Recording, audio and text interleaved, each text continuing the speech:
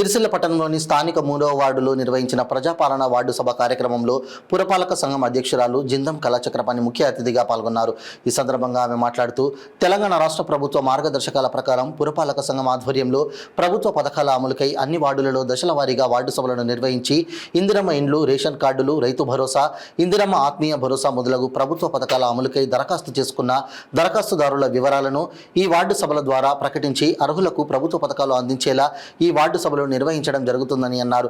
దరఖాస్తుదారుల జాబితాలో పేర్లు లేని వారు ఆందోళన చెందవద్దని, ప్రభుత్వ పథకాలను ప్రజలకు అందించడం అనేది నిరంతర ప్రక్రియ అని అన్నారు.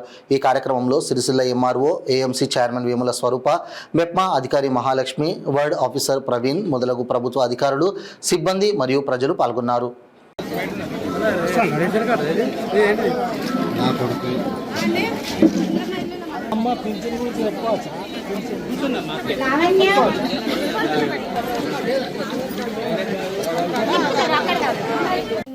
సమావేశానికి చేసిన ఎంఆర్ఓ మేడం గారు, అదేవిధంగా మున్సిపల్ అధికారులు, ఏఎంసీ చైర్మన్ స్వరూప గారు, అదేవిధంగా చెల్లెళ్ళు, అన్నదమ్ములకు,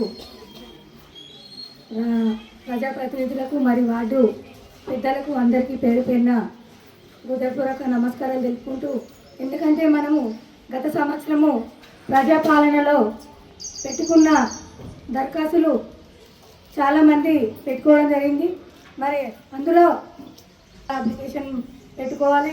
మరి ఎందుకంటే మనము ఇప్పుడున్న ప్రభుత్వము 6 గ్యారంటీల హామీ కూడా ఇవ్వడం జరిగింది. 6లో 4 కూడా అమలు చేయడం జరిగింది. మరి ఎందుకంటే మేము మన ప్రజలు, మన నిరుపేద ప్రజలకు ముఖ్యంగా రేషన్ కార్డు, మరి ఇందిరమ్మ ఇండ్లు, మన ప్రజలకు అవసరం ఉండేటి ముఖ్యంగా అవసరం ఉన్నాయి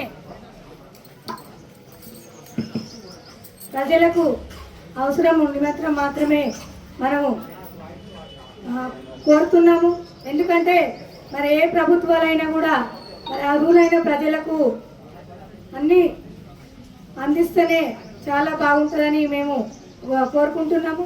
మరి అంతేకాకుండా కూడా గత ప్రభుత్వంలో మన వార్డులో మరి డబుల్ బెడ్రూమ్ వచ్చిన వాళ్ళు, మరి రాని వాళ్ళు కూడా ఇందిరమ్మ ఇండ్లకు మరి జాగా ఉన్న వాళ్ళు లోన్ కూడా పెట్టుకోవడం జరిగింది.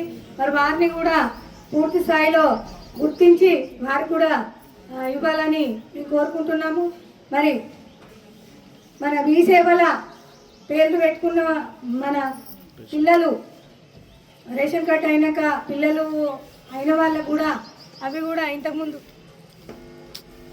మరి అందరూ పూర్తి స్థాయిలో దీన్ని వినియోగించుకోవాలని కోరుకుంటూ ఈ 3వ వార్డు గ్రామ సభకు చేసిన వార్డు ప్రజలందరికీ మరొకసారి ధన్యవాదాలు తెలుపుకుంటున్నాను.